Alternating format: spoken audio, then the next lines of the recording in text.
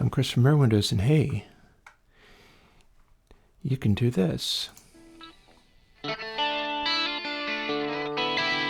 Because this is Airwindows CloudCoat.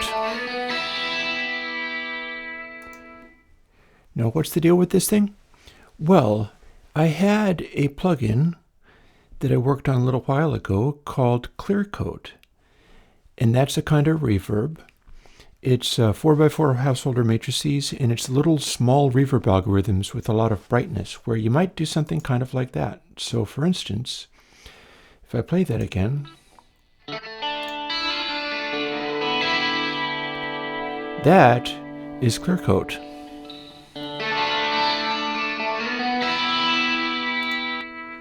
Whereas this is all-pass networks.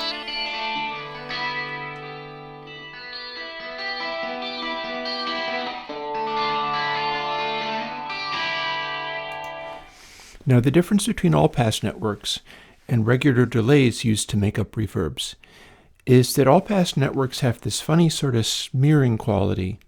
They spread out sound. They are what I used when I made MV based on the old MIDI verb Bloom algorithms. And so what I've been doing is leaning really heavily on essentially just the direct delay algorithms and using lots and lots of householder matrices to dense things up. And that's led to the stuff that I've done, like the K reverb series, including K Cathedral, which I'm revisiting. I have more to offer on that. The system has gotten better since the last time I tried that. But what we have here is the difference between regular delays in a householder matrix and all passes in a householder matrix. Again, regular delays and all passes.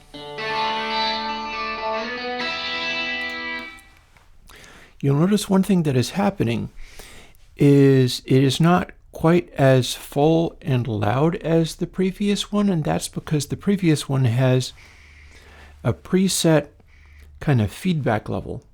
And you notice that CloudCoat has an extra little control called sustain that we have not touched yet.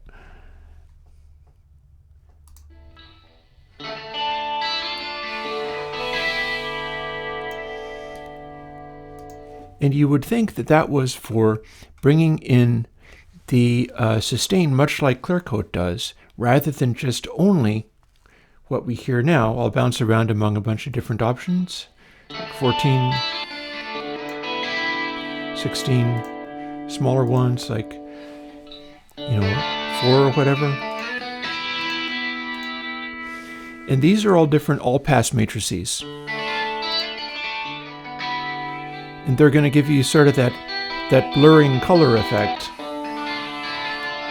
And here we are back at 14. And doing that lets you give a sort of texture and coloration that you don't get with ClearCoat, because ClearCoat is a little bit too much like an actual room. You're hearing kind of the flutter echo in it. All passes don't necessarily give you that. But the other thing that the other thing you can do with sustain is this.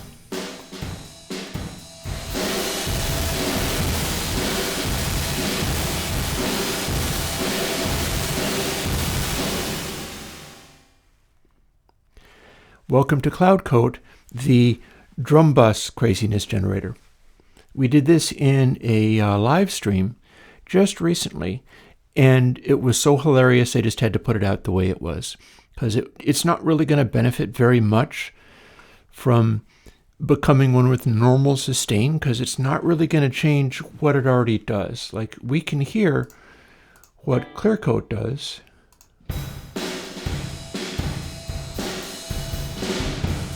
And that's got a small amount of sustain on it, but it isn't really, like, you couldn't turn it up and cause it to be a much bigger sustain. That's ClearCoat again. You've already got that one. But if I give this one the sustain,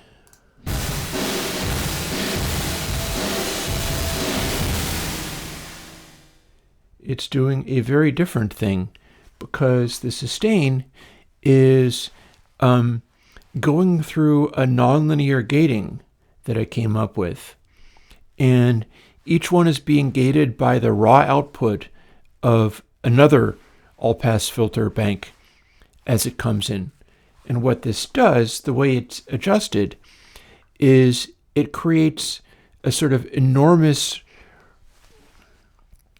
it's like a rustling, rattling, other snare drums in the room kind of sound that I've not heard anything quite like. And when we exaggerate it this much,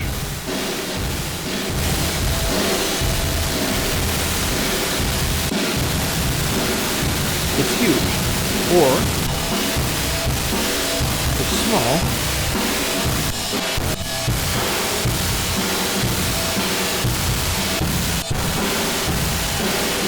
A new sound each time. And you can use dry wet to dial in a small amount of it. Or notice that the volume level jumped up a little bit. That's because of the way that the gains are being staged. It shouldn't blow up the output. I'll just say be careful moving sustain around while you're using it, or maybe you want to automate it and do it on purpose. I don't know. I'm not your mom. You can go ahead and do whatever you like that way. But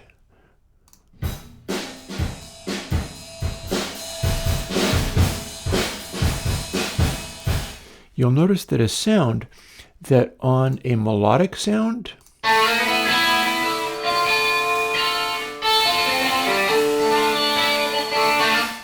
produces a lot of buzz. It produces a lot of nastiness. On the percussive sound,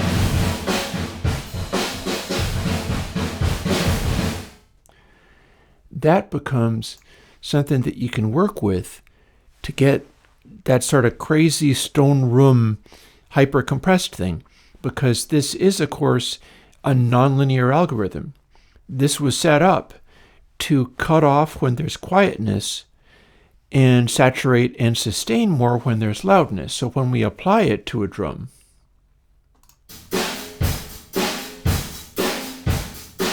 full wet,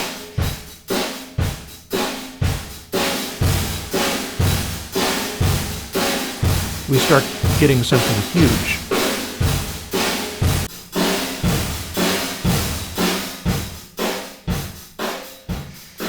And of course you can turn it all the way back until it's just only the all-pass sound. Whatever that might be.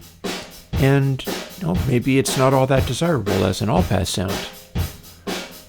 But then you start bringing in the nonlinearity.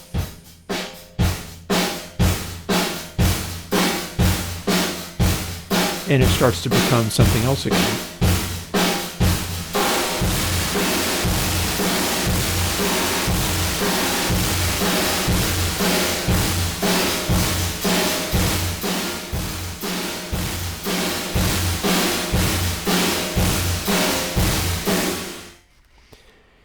And yeah, that was the same setting that without any sustain sounded really quite unpleasant.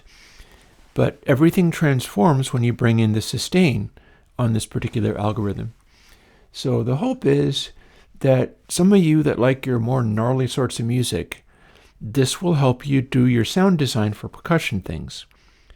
You don't have to put it on a track with all of the drum parts in it. It can be used on something simpler, like, for instance, just a single snare or whatever. It does want to be stereo, but much like with the guitar part that I used, it will generate stereo ambience around a mono track. So you can use it for that purpose as well. And yeah, for those who like this sort of thing, enjoy. It's got many different options for playing with.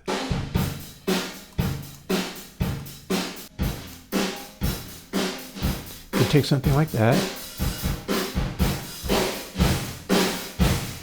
And you can hear it getting trashier and trashier as it goes.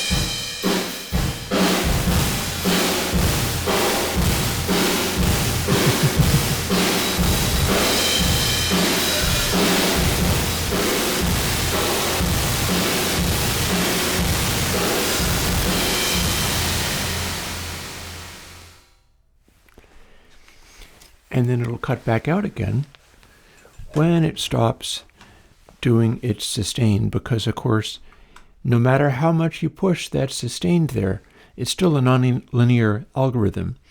So little quiet sounds won't really be brought up in that compressy kind of way that we're getting. And all of the grunge that it's creating in stereo is, weirdly enough, not little pops and clicks, nor is it clippy behavior that you can see as flat tops. Instead, it's weird sort of interactions. It's just additional noise being added. And again, I've never seen anything quite like it, and so I had to give it to people. Many of you may have no need for this whatsoever, but if there is one person out there, and there's probably more than one person out there, that goes, OMG, that's amazing, I want, well, now you've got. I will catch up with you folks later, because this is February and we are starting to ramp up into more exciting things. I think very likely next week we're going to do the new K Cathedral. And it'll be fun to show you that, but for now, I'll talk to you later. Bye-bye.